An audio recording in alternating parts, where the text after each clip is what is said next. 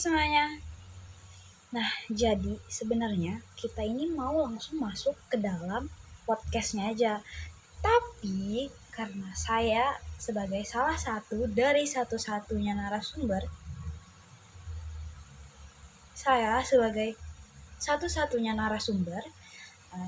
ingin izin untuk memperkenalkan diri terlebih dahulu.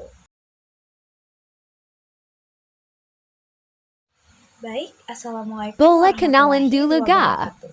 Sama Perkenalkan, nama narasumbernya. saya Mahdina Munawarah. Saya berasal dari Program Studi Bimbingan dan Konseling Angkatan 2021, Fakultas Keguruan dan Ilmu Pendidikan Universitas Lambung Mangkurat.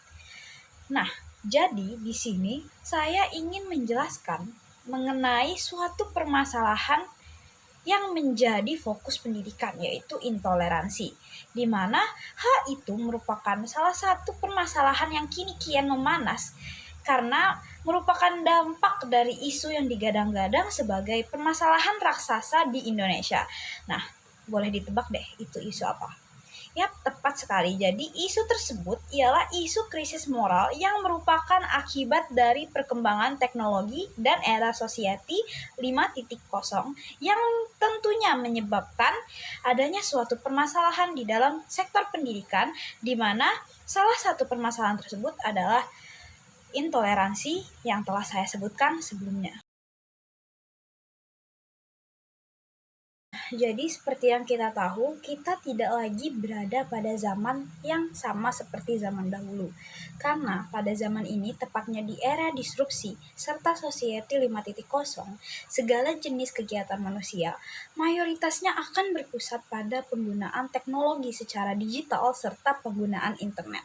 Di mana seperti yang telah diketahui pula bahwa manusia itu akan secara tanpa sadar atau secara tidak disadari meniru apa yang ia lihat serta ia dengarkan. Sedangkan pada masa ini manusia telah menjadi sangat bebas dan dapat menyerap berbagai macam jenis perilaku hanya dengan apa yang ia lihat dari internet, dan tanpa sadar ia akan menyalinnya tanpa memilah perilaku itu apakah sesuai dengan budaya yang ada ataupun tidak. Perkembangan teknologi pada dasarnya merupakan suatu dinamika peradaban yang bermata dua.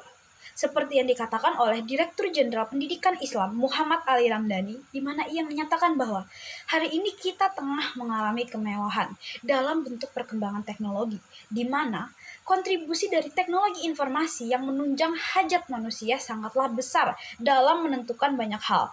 Namun, teknologi informasi tersebut juga dapat mendorong informasi yang tidak sehat, bahkan memproduksi adanya suatu kebohongan, dan kebohongan yang secara konsisten disampaikan pada akhirnya dapat dinilai sebagai suatu kebenaran.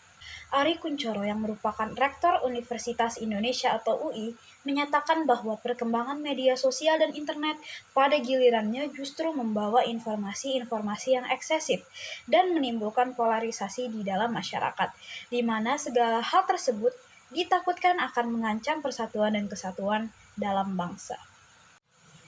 Dalam hubungannya dengan pendidikan, sikap intoleransi yang kini dianggap sebagai salah satu sikap yang mengancam negara dapat dihindari dengan adanya pendidikan multikultural. Oleh sebab itulah, pendidikan di sini berperan sebagai salah satu sarana yang menciptakan lingkungan yang baik bagi generasi muda sehingga ia mampu untuk belajar, bersikap toleransi bahkan semenjak ia masih belia. Dan diharapkan sifat itu yang ia pelajari akan ia tanamkan di dalam dirinya dan ia bawa hingga ia menjadi dewasa.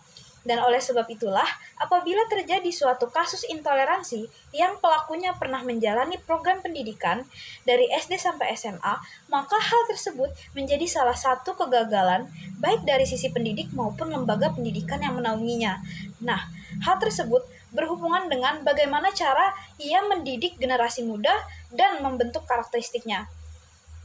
Karena intoleransi disebut juga sebagai salah satu 3 dosa besar pendidikan karena akibat dari gagalnya pendidikan yang seharusnya mendidik bukan hanya kemampuan intelektual saja, namun juga karakteristik yang menyebabkan probabilitas meningkatnya kasus intoleransi pada generasi selanjutnya. Lalu memasuki pada kasus aktualnya. Seperti yang kita ketahui, Indonesia sendiri terkenal akan ciri khasnya yaitu memiliki beragam jenis budaya serta agama. Dan oleh sebab itulah negara Indonesia disebut juga dengan negara kepulauan yang bersifat majemuk dan perlu untuk dimengerti bahwa seseorang yang memiliki budaya serta agama yang berbeda, maka akan berbeda pula perilaku serta sikapnya. Karena setiap individu yang terhubung dalam tatanan kehidupan bermasyarakat serta bernegara akan membawa gen-gen tersendiri yang membedakan suku satu dengan yang lainnya. Menurut Harrison dan Loring tahun 2020, perbedaan serta keunikan tersebutlah yang menyebabkan individu rentan terhadap terjadinya konflik apabila kehubungan satu dengan lainnya tidak dikelola dengan baik. Melihat dari penjelasan tersebut, dapat diketahui bahwa proses sosial dalam masyarakat tidak hanya mengarah pada hal yang positif, namun ciri khas pada setiap individu yang berbeda dalam sikap, kepercayaan, dan nilai-nilai dapat merujuk pada perbedaan tujuan dan pendapat yang pada akhirnya akan bermuara pada pertentangan serta konflik. Dikuatkan dengan data dari sebuah jurnal milik Pratiwi tahun 2019 yang menyatakan bahwa konflik sosial di Indonesia pada tahun 2013 telah mencapai 92 kasus yang merupakan angka terbesar dari tahun 2013 sampai 2015, dengan tahun 2014 sebanyak 83 kasus dan tahun 2015 sebanyak 26 kasus. Nah, salah satu bentuk dari konflik sosial besar yang kerap terjadi ialah fenomena kebangkitan konservatisme yang mengarah pada konservatif agama Islam, karena mayoritas masyarakat ialah beragama Islam, di mana ideologi tersebut dianggap dapat menjadi jurang intoleransi. Konservatisme sendiri kerap dihubungkan dengan radikal karena sikap keagamaan yang menyimpang dapat diyakini sebagai ancaman yang nyata. Seperti suatu kejadian di tahun 1998 di mana saat itu ada sebuah organisasi di Jakarta yang bergerak melakukan penyerangan baik secara fisik maupun non-fisik yang mereka sebut sebagai misi menghancurkan tempat-tempat maksiat, di mana maksiat tersebut hanya berdasarkan pada pandangan ataupun ideologi mereka saja. Hal tersebutlah yang dapat terjadi karena adanya sikap intoleransi yang didasarkan pada konservatisme terhadap ideologi lain selain dirinya. Menurut Bagenda Ali dalam bukunya di tahun 2019, intoleransi adalah bentuk perilaku yang mengandung unsur kebencian dalam interaksi sosial, atau disebut juga dengan hate crime. Sedangkan menurut Solihin, intoleransi mengacu pada penolakan untuk menerima dan bentuk ketidaksepakatan terhadap pandangan dan praktik yang dimiliki oleh orang lain.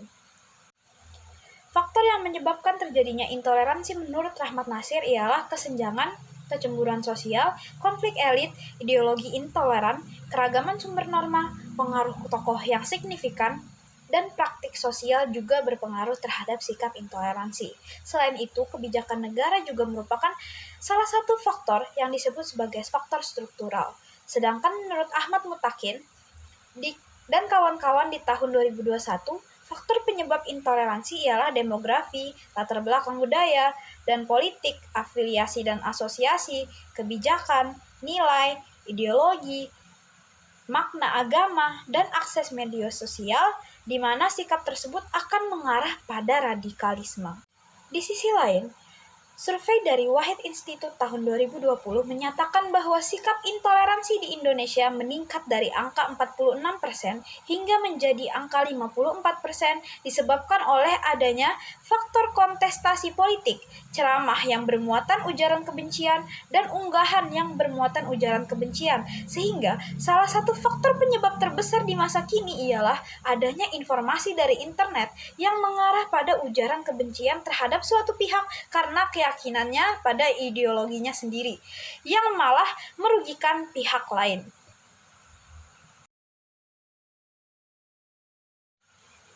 Solusi umum yang dapat dilakukan ialah tentu saja pendidikan yang mengedepankan perbedaan, seperti contohnya pendidikan multikultural dan pendidikan inklusif. Nah, perlu diketahui pendidikan inklusif ialah suatu proses belajar mengajar yang mengedepankan keterbukaan dalam menyikapi perbedaan pendapat, empati sebagai kata kunci dalam mewujudkan pendidikan yang toleran, inklusif, serta humanis.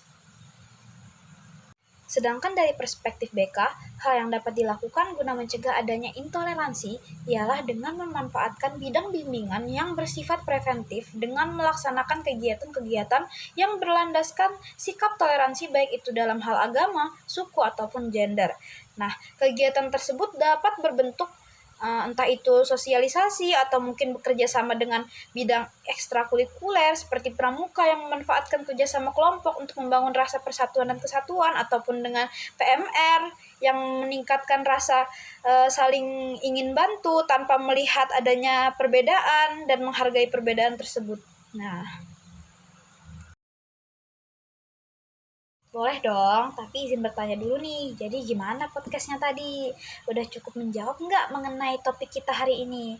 Nah, jadi kira-kira begitulah ya pembahasan mengenai topik sikap intoleransi. Dan perlu untuk diingat bahwa sikap intoleransi bila dibiarkan akan menjadi lebih parah.